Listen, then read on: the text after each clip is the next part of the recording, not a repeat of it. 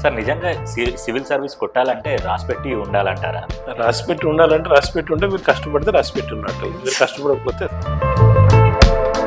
ఇప్పుడు చాలా వరకు కోచింగ్ సెంటర్లలో ఫొటోస్ పెట్టి ర్యాంక్స్ గురించి ఎక్స్పోజ్ చేస్తూ ఉంటారు సార్. అది మాత్రం చాలా రాంగ్. నిజంగా వాళ్ళు దాంట్లో చదువుకున్న వాళ్ళు అయి ఉంటారా, లేకపోతే రెమ్యునరేషన్ తీసుకొని ఫోటోకి పోజులు ఇస్తారా? మామూలుగా మనకి మెడికల్ ఫీల్డ్లో ఎథిక్స్ అనేవి ఉంటాయి. ఏంటంటే పేషెంట్ల ఫోటోలు అవి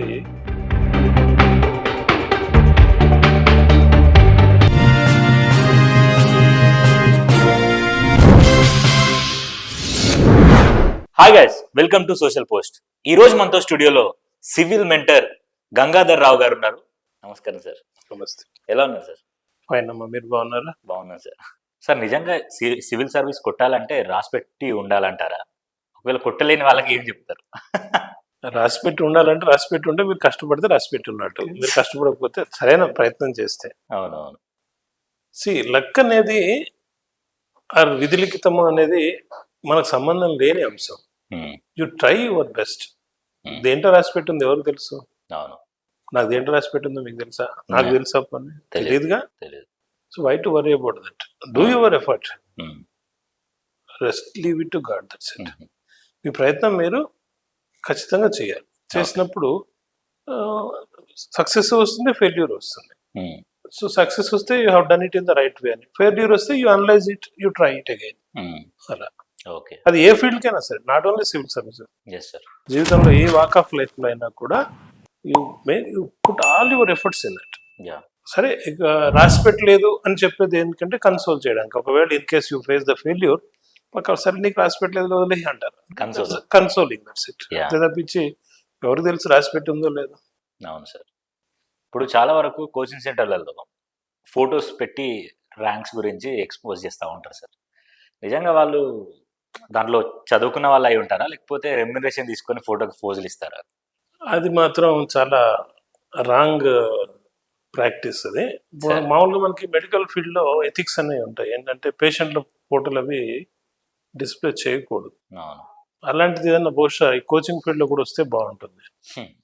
మనకి ర్యాంకులు డిస్ప్లే చేయడానికి వీళ్ళు utilise their photos, their interviews etcetera. అంటే ఒకటి ఏంటంటే, ఒక రకంగా టెస్టిమోనియల్స్, ఎక్స్ స్టూడెంట్స్ టెస్టిమోనియల్స్ అనేవి ఆ ఇన్స్టిట్యూట్ యొక్క మంచి చెడు తెలుసుకోవడానికి కొత్తగా జారే వాళ్ళకి పనికొస్తాయి, నో డౌట్ అబౌట్ దట్. కానీ దాంట్లో ఏమైపోయిందంటే అది ఒక జెన్యూనిటీ అనేది లోపిస్తుంది.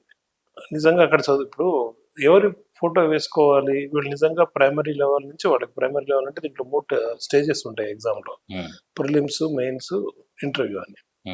ప్రిలిమ్స్ ముందర నుంచి వాళ్ళకి గైడెన్స్ కనుక ఇచ్చి ఉంటే కనుక, వీళ్ళు మా స్టూడెంట్స్ ప్రిలిమ్స్లో మా దగ్గర కోచింగ్ తీసుకున్నారు, మెయిన్స్లో తీసుకున్నారు, ఇంటర్వ్యూలో తీసుకున్నారు.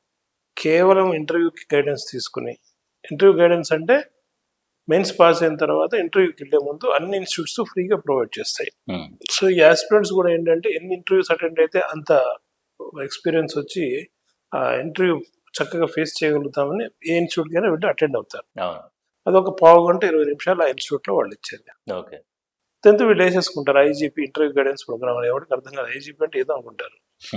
యాక్చువల్లీ అట్లా ఒక రకంగా ఉంటుంది. లేదా టెస్ట్ సిరీస్లో 1 2 ప్రాక్టీస్ టెస్ట్లు ఉంటాయి. ఆ టెస్ట్ సిరీస్ రాసిన వాటికి కూడా వేసేసుకుంటూ ఉంటారు. So that is not the right వే. ఏంటి అంటే, ఆ స్టూడెంట్స్ నిజంగా ప్రైమరీ అంటే ప్రిలిమ్స్ నుంచి వాళ్ళ దగ్గర కోచింగ్ తీసుకుని ఇలా చేసి చెప్పుకోవడంలో తప్పులేదు. బట్ జెన్యూనిటీ అనేది చాలా తక్కువగా ఉంది. ఎందుకంటే ఐఏఎస్ వచ్చేదే 50 నుంచి 100 మంది మధ్యలో. ఇక్కడ మనం హైదరాబాద్లో ప్రతి ఇన్స్టిట్యూట్ ముందు ఒక 30-40 ఐఏఎస్ ర్యాంకులు కనపడతా ఉంటాయి. దేశంలోనే దాదాపు 30-40 సెంటర్లు ఉన్నాయి హైదరాబాద్ లాంటివి. ఒక్కో సెంటర్లోనూ 50 నుంచి 100 కోచింగ్ ఇన్స్టిట్యూట్స్ ఉన్నాయి. మరి ఒక్కొక్క దాంట్లో ఎంతమంది అంటే ఎవ్రీ ఇయర్ 1,00,000 మందికి వస్తుంది ఐఏఎస్. రావట్లేదు. వచ్చేదే 50 మంది నుంచి 100 మంది మధ్యలో. సరే, మిగతా ర్యాంకులు అన్ని కలిపితే, మిగతా పోస్టులు అన్ని కలిపితే 1000 ఉంటారు అనుకోండి. బట్ ఈ 50 మంది కోసం వీళ్ళు అందరూ మనం చూస్తే అశోక్ నగర్, హైదరాబాద్లో Ashok Nagar is the hub for civil service.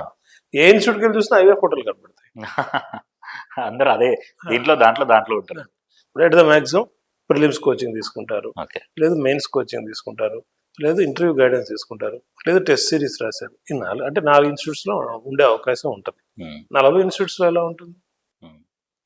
ఈ స్టూడెంట్స్ కూడా ర్యాంకులు రాగానే వెళ్ళి వాళ్ళు పిలుస్తారు, వీళ్ళు వెళ్తారు, వాళ్ళతో సన్మానం చేయించుకుంటారు. మరి అంతర్గతంగా ఏం జరుగుతుంది అని మనకు తెలియదు. దాని గురించి మనం మాట్లాడుకోవడం బాగుండదు. కానీ నేనేమంటానంటే దానివల్ల తర్వాత చేరే పిల్లలు ఎంతమంది నష్టపోతుంటారు.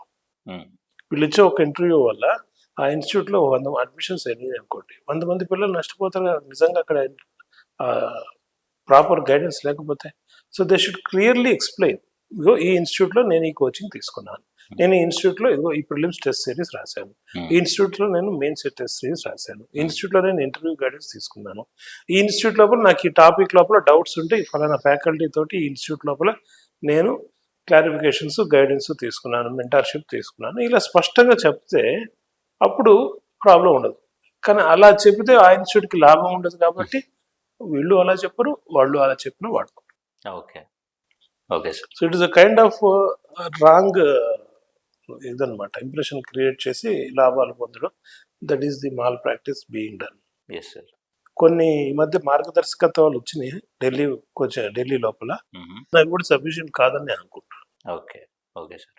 ఇప్పుడు మీరు అన్నట్టుగా ఇది ఒక ఫేక్, ఇక్కడ ఫేక్ ఉంది, అంత ఈ కోచింగ్ సెంటరే ఫేక్ ఉంది అనేది మనం ఎలా కనిపెట్టగలుగుతాం ఒకవేళ? ఎందుకంటే ఇది 100,000 ఉన్నాయి కదా సార్.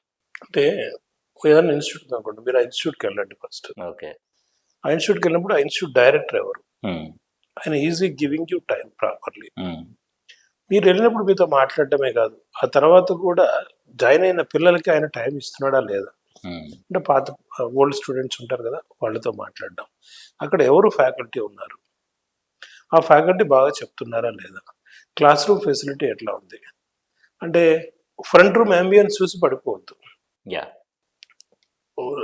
ఇన్స్టిట్యూట్ లోపల గైడెన్స్ ఎలా ఉంది, కోచింగ్ ఎలా ఉంది, బెస్ట్ టెస్టిమోనియల్ ఇస్ ఆ ఇన్స్టిట్యూట్లో అంతకుముందు చదువుకున్న స్టూడెంట్స్, లేదు వాళ్ళ కోచింగ్ మెటీరియల్ ఎలా ఉంది, వాళ్ళు ఎలా మిమ్మల్ని ఏదో రకం. ఇంకొకటి విషయం ఏంటంటే అసలు వాళ్ళని టెస్ట్ చేసే కెపాసిటీ మీలో ఉండాలి ఫస్ట్ ఆఫ్ ఆల్. అది మీలో ఉందా లేదా, వచ్చి రాగానే హైదరాబాద్ వచ్చి రాగానే మీరు చేరిపోకూడదు. ఓ 2-3 నెలలు, ఎందుకంటే రాంగ్ ఇన్స్టిట్యూట్లో చేరితే మళ్ళీ డబ్బులు పోతాయి, మీ టైం పోతుంది. మీరు ఏ ఇన్స్టిట్యూట్లో అయినా చేరడం కన్నా ముందే డిసైడ్ అయిపోయి రాకండి ఊళ్ళ నుంచి. హైదరాబాద్ వచ్చి అశోక్ నగర్లో ఉండి ఒక 2-3 నెలలు అన్ని ఇన్స్టిట్యూట్స్ తిరుగుతూ అందరు స్టూడెంట్స్ తోటి ఇంటరాక్ట్ అవుతూ క్లారిటీ తెచ్చుకుని ఆ తర్వాత జాయిన్ కండి. అండ్ ఏ ఇన్స్టిట్యూట్ అయితే మేము ₹1,00,000 2,00,000 ముందే కట్టేయమంటుందో దాంట్లో అసలు చేరకండి. ఎందుకంటే ఒకసారి చేరిన తర్వాత you cannot take back. And ఏ ఇన్స్టిట్యూట్లో అయితే 400-500 మంది పిల్లలు ఉంటారో మాకున్న వైపు వెళ్ళిపోకండి. మాకున్న వైపు వెళితే వాళ్ళు మీకు అసలు ప్రాపర్ అటెన్షన్ ఇవ్వలేరు. ఓకే. ఇప్పుడు క్లాస్ రూమ్ లోపల 40 మంది స్టూడెంట్స్ ఉన్నారనుకోమ్మా, the faculty can interact with the students looking at their faces. Suppose క్లాస్లో 400 మంది పిల్లలు ఉన్నారనుకోండి, ఫ్యాకల్టీ ఫేస్ పిల్లలకు కనపడదు, పిల్లల ఫేస్ ఫ్యాకల్టీకి కనపడదు. దాని బదులు రికార్డింగ్ లోపల వినడం better. That's happening. Thousands of students. ఏంటంటే ఫ్యాకల్టీ ఎక్కడో ఉంటారు, ఆయన వాయిస్ మాత్రమే వినపడుతూ ఉంటుంది, వీళ్ళు ఇక్కడ రాసుకుంటూ ఉంటారు. అవును, వాయిస్ వినపడుతుంటే చూసుకుంటూ రాసుకుంటూ ఉంటారు అంతే. What is that? స్క్రీన్ మీద చూసి రాసుకోవడానికి కాదు కదా మీరు class interaction. So what is the difference between ఇప్పుడు డబ్బులు గట్టి కోచింగ్ పోవడానికి అండ్ ఫ్రీగా కూడా కొన్ని కోచింగ్ సెంటర్స్లో వస్తాయి, అప్పుడు పుట్టుకొస్తాయి నోటిఫికేషన్ పడగానే. సో దానికి దీనికి డిఫరెన్స్ ఏముంటుంది సార్? ప్రైవేట్ పర్సన్స్ ఎవరు ఫ్రీగా కోచింగ్ ఇవ్వరమ్మా. Okay. Because they have to live. అవునవును. వాళ్ళు they have to pay to the faculty. ఈ గవర్నమెంట్ స్పాన్సర్డ్ ప్రోగ్రామ్స్ కానీ ఉంటాయి, బీసీ వెల్ఫేర్ అని, ఎస్సీ వెల్ఫేర్ అని, వాటి లోపల ఫ్రీగా దొరుకుతుంది. లేకపోతే కొన్ని ఇన్స్టిట్యూట్స్ ఏం చేస్తాయంటే ఇదిగో టాలెంట్ని ఉండి వాళ్ళలో ఫైనాన్షియల్ కెపాసిటీ లేదనుకోండి, అలాంటి వాళ్ళకి కొన్ని స్కాలర్షిప్ టెస్ట్లు అలా పెడుతూ అలా కొంత ఫ్రీగా చేస్తారు. బట్ ఫర్ ద టోటల్గా ఫ్రీగా చేయడానికి it is not a social, they have to live కదా. ఈ రోజున మనిషి బ్రతకాలంటే నెలకి ఎంత ఖర్చు అవుతుందో తెలుసు కదా. సో ఎవరైనా మంచి ఫ్యాకల్టీ ఉంటే వాళ్ళు బ్రతకాలన్నా కూడా వాళ్ళు they have to collect some fee. So that's how it. Okay sir, thank you sir, thank you so much. Most welcome.